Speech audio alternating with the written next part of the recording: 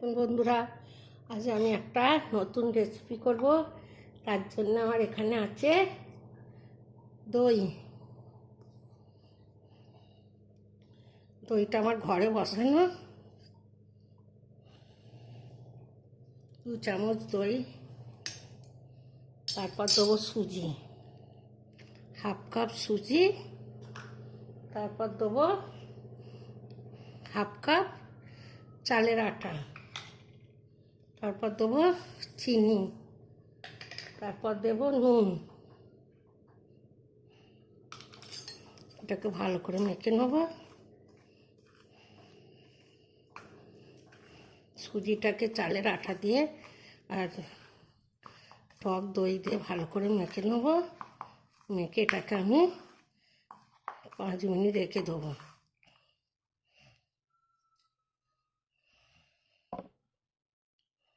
আর একটুখানি দেবো দই, আর দেবো সামান্য দুধ।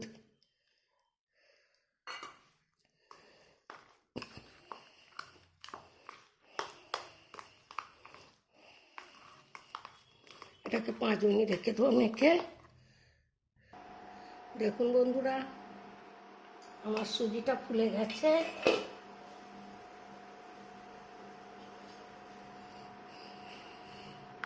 ফুলে টাইট হয়ে গেছে।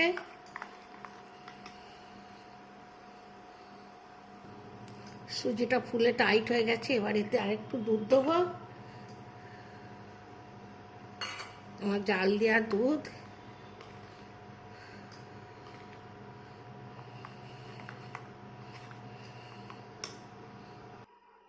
এবার এতে একটা ইনো দেবো।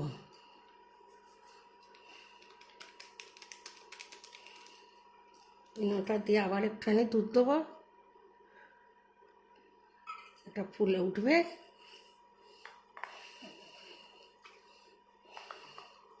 দেখুন এটাকে কি সুন্দর একদম ফুলে উঠেছে। মেখে নিচ্ছি। এবার কেক করবার একটা বাটি নিয়ে নিচ্ছি। এতে আমি তেল ব্রাশ করে দিয়ে রেখেছি।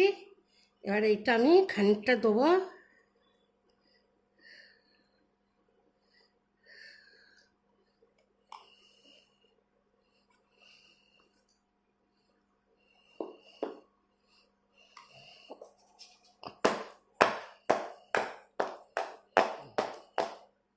এর উপর নারকেল কুড়ো দেবো। আগে গুড় দেবো।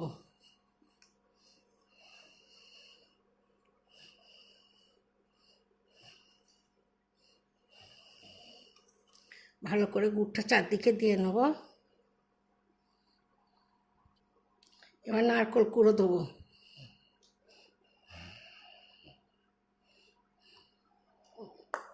অনেকগুলো করে নারকেল কুড়ো দেবো। নারকেল কুড়োটা দিলে খেতে খুব সুন্দর টেস্ট হবে। নারকেল ছাড়া পিঠে ভাবাই যায় না। আর যেটুকুন ব্যাটার আছে এটাকেও ঢেলে দেবো এর উপর।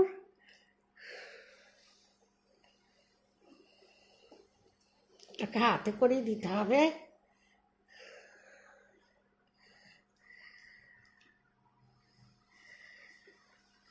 এটাকে চাইড়ে দেবো ভালো করে।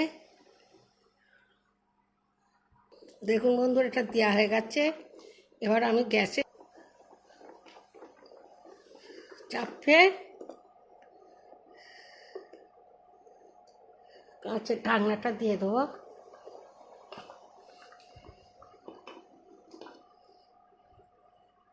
তারপর ফিরে আসছি। দেখুন বন্ধুরা, আমার ভাপা পিঠেটা রেডি হয়ে গেছে। দেখুন বন্ধুরা, আমার ভাপা পিঠেটা রেডি হয়ে গেছে।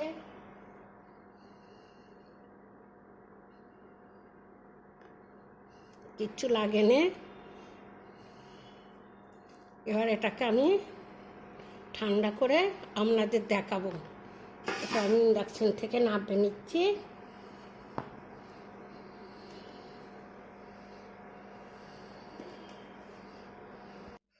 দেখুন বন্ধুরা, এবার আমার ভাপা পিঠেটা ঢেলে নেব।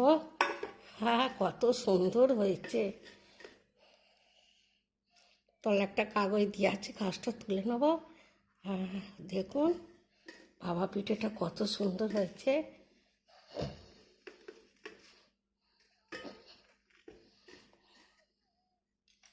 এই রেসিপিটা ভালো লাগলে লাইক করবেন, শেয়ার করবে, কমেন্ট করবে, আর আমার চ্যানেলটা সাবস্ক্রাইব করে দেবেন। আমি অনেক রেসিপি ছেড়েছি, আপনারা কেউ সাবস্ক্রাইব করেন না। এই রেসিপিটা আপনারা দেখে সাবস্ক্রাইব করে দেবেন। আমি আসছি আবার অন্য রেসিপি নিয়ে।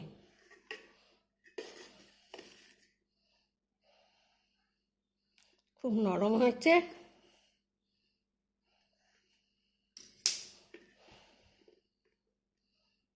দেখুন কত সুন্দর নরম, একদম তুলোর মতন হয়েছে।